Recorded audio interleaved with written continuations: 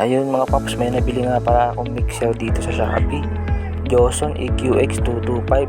Testingin natin kung maganda ba yung tunog na ito. Unbox natin mga paps.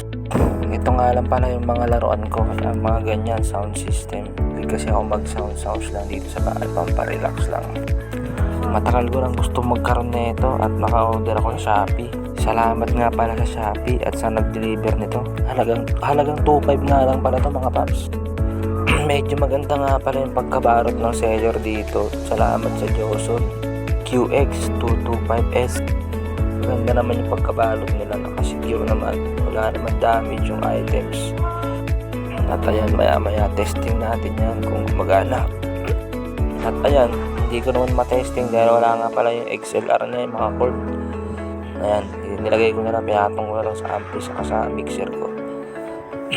Ayan, okay na yan mga paps. Thank you.